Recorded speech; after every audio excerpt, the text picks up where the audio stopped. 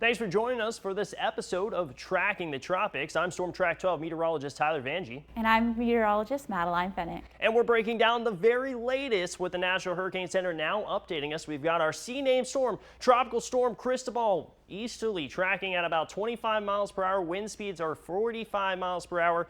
And we've got the pressure at about 1,008 millibars. Now keep in mind, guys, as the pressure drops, that's when we start to see the wind speeds increasing. But Madeline, talk about why we shouldn't even be concerned here in Eastern Carolina with this guy. All right, well, we are seeing, as we can see, Cristobal, but look at right here. We're watching those more organized deep level thunderstorms out there, really disconnected from this storm. So with that, we are thinking that this will just soon become a post-tropical storm over the next few hours, even 24 hours. Yeah, so by the time we head into Thursday, guys, you see it's already back down to a low. Not to mention, this is tracking northeasterly. It's not even headed towards us here in North Carolina or even in the United States. So now we're just watching these next two disturbances. Right now we're at about an 80% chance of development. And what would you say, Madeline? These got outlined as we went through this weekend. It seems like National Hurricane Center, boom, boom, boom with these outlooks. Yeah, we are just watching it consistently because they've been changing so much. I swear, I was looking at the 8 a.m. and it was lower than this, and now as the 2 a.m. or 2 p.m. Update, it was already higher. I mean, it's been like that over the past few days, just continuous updates.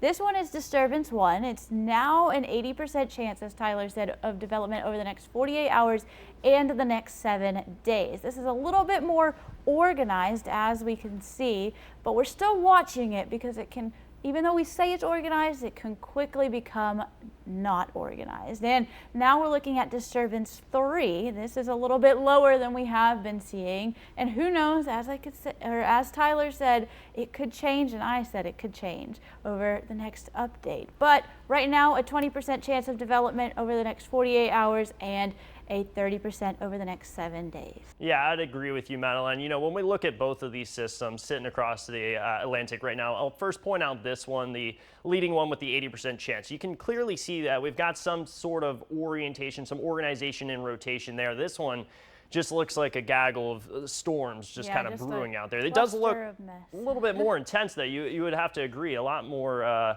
higher DBZ returns starting to pop up on there. So this one does look like it's got the potential of doing something long term, but we're just going to have to be on standby, guys. There's 20 to 30% chance over the next 7 days, so we'll keep you posted. Yeah, very low right now. All right, well, here's where we're at so far in the hurricane season. We've got Cristobal, that's the third named storm, so that's where we're at right now. If we see another tropical storm get outlined, which I wouldn't be surprised, Madeline, would you, over the next 48 hours if we happen to see Dolly out there? No, who knows what could happen, but Dolly could be used soon. Can't be ruled out. Seems like we'll have to just play on standby for that 80%. Maybe we'll be seeing Dolly here as we head closer to the end of this week. Keep in mind, guys, although the tropics have been quiet so far, and we're thankful for that, don't get me wrong, we could use some rain, but as we head towards the end of this month, what we'll really be seeing is those water temperatures starting to brew.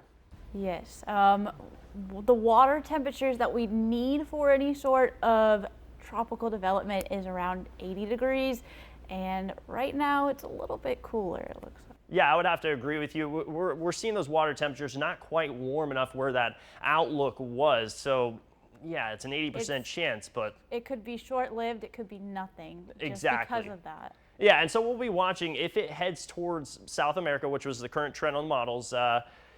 We may not be looking at a whole lot, guys, but something I will point out, notice how we're starting to see a little bit less dust out there in the Gulf where we're actually seeing those water temperatures warm enough. Here's how models kind of play things out as we look long term. This is Thursday around 2 a.m. So we're looking for this closed circulation. So these circles that are popping up on your screen, this is the Euro and the American models. Both are kind of in agreement here with this 80% chance of starting to move forward northwesterly. But by the time we head towards Friday, it's down here in South America. So we'll just watch this next one that's in the yellow outlook, and not a whole lot of closed circulation. You know, we see a few circles pop up here later by next Monday, but anything after this weekend, we can kind of just discredit. We're not really totally convinced that a whole lot's going to go on there. Break down what's going on with the spaghetti models here, Madeline, because it looks like a plate of spaghetti.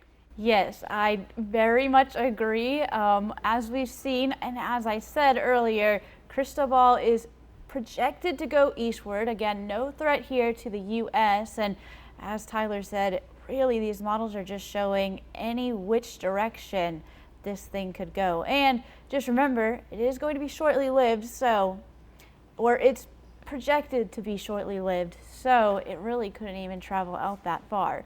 But as we do head into more of the active hurricane season, it is important to be prepared. Remember to have your evacuation plan. You don't have to go so far out because really there's no necessarily a need for that. You can track the hurricane. Remember to stay updated with us, and then wherever it plans to go, you can either go a little westward or a little bit eastward.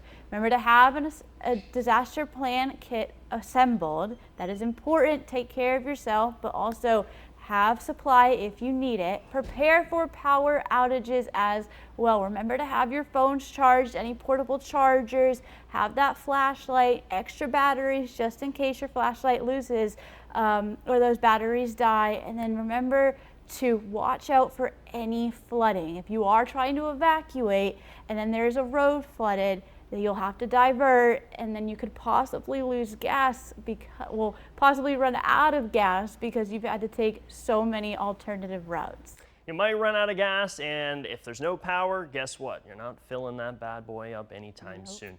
In the meantime, guys, make sure you download the Storm Track 12 weather app. Just take out your phone, scan this little QR code. It'll pop up right in the app. You can download it for free in the Google Play or App Store. But here's the nice part about this app that you're not going to find anywhere else, guys. It's got that Future Track app where you can see not only what's happening right now over the past 3 hours with satellite and radar, but also drag it out and see what's going to happen over the next 24 hours. So you can see where those storms are really going to start to line up. You can be a meteorologist right there on your phone at home.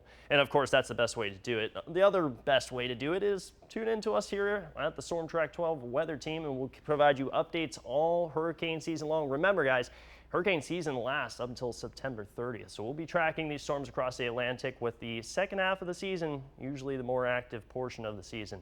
I'm Storm Track 12 meteorologist Tyler Vangi, joined by Meteorologist Madeline Fenneck.